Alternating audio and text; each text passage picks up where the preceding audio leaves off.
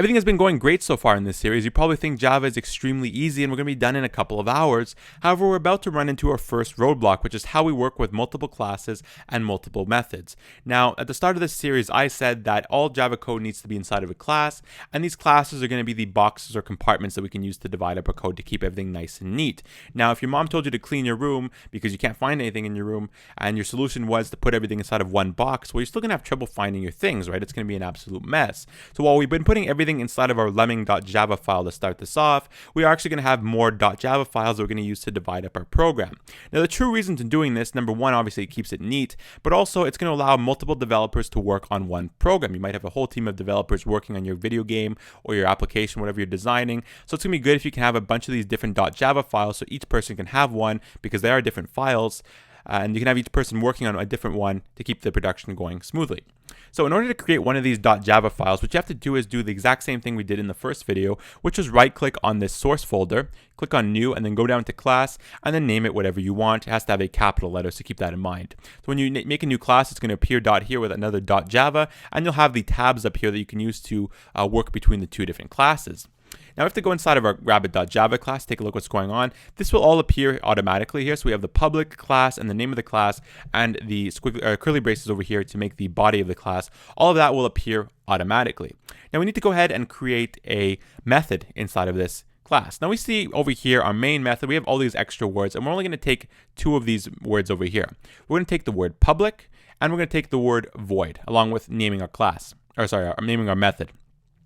So I'm going to use the word public, which means I want everything to be able to use this method. Fair enough. And I'm going to use the word void. The word void means I don't want anything in return. Now, this is going to be a bit difficult, and I will explain this later on, but we might have some methods that are integer methods, and we have some methods that are void methods. An integer method, for example, or a method that's actually going to have a data type before it that's not void, is going to be expecting a value in return. So say I created a method, or I created a function that wanted to add some numbers together, right? I wanted to add 1 plus 1 together, and I wanted to tell me what that number is going to be, right? So if I'm going to be returning 2, I want to be returning an actual integer value, so I'm not going to use void, I'm going to use integer. In this case that I'm using void, I want to print something out on screen, so I'm not going to be using that. And you're going to see the example with the integer later on because it might seem a little bit obscure right now. So we can go here and I can go ahead and call this method print something. So that's going to be the name of my method, and we'll have the open and close brace, and we can have our curly braces right here, and we can put something inside of it.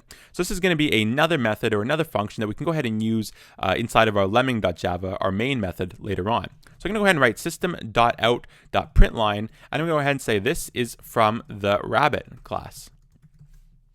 There we go. So I have this message printed out right here. And if I were to go ahead and just use the run button over here, nothing would happen, right? Because remember, the main method is still the spine of your program. While you can write code all over your program and have them in all these different classes, if you want your program to make any reference to it, or you want your program to actually use the code, you need to make reference to it inside of the main method. So we have all this here, and we have to go inside the main method over here, which is this, and you need to make reference to it. Now, it's really tricky with doing this with classes because we can't go into the class directly and just go ahead and use the things inside of it. You need to create something called an object, and we use these objects to access classes. So whenever you want to access content inside of a class, you first need to create an object and then use the object to access the content inside of it. So we can go inside of the main method over here to create our object, and you can go ahead and write the name of your class. Well, right away, my name of my class is rabbit. So I can go ahead and write rabbit. That's the name of my class.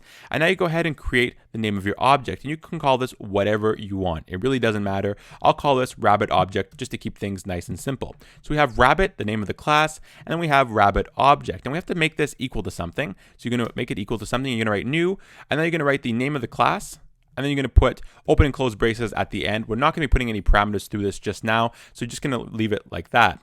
Now, whenever we want to access something inside of the class, which is the rabbit class, we need to use this rabbit object that we just created. So we can go ahead and try this out right now. We'll use the rabbit object like there, and you're going to put a dot separator, and now you're going to write the name of the method that you want to access. So if we go back here to the rabbit.java, the name of the method we want to access is print something. So you go ahead and write print something.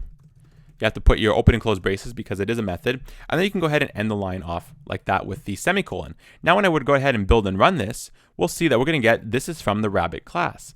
I was able to access this method over here, and it's not, I don't have all the content of the method. I don't have the entire body written inside of this class or written inside the main method. I have it written inside of this other class. Oops, I should access it over here. I have it written inside of this other class over here, and I'm able to access that inside of the Lemming main method. So that's a little bit confusing. So if you have any questions, remember to leave them in the comments below. I'll respond to you as soon as possible. But this is how we can start out by creating more classes and creating more methods and using those methods inside the main method. It's important to always make reference to what you want to appear in your program. It needs to be made reference to inside of your main method. Remember, it's the movie script of your program. It needs to read it top to bottom, and if you don't say anything about it, you're not going to be able to use it inside of your program. Thank you very much for watching. If you have any questions about this, leave them in the comments below, and I'll see you guys in the next video.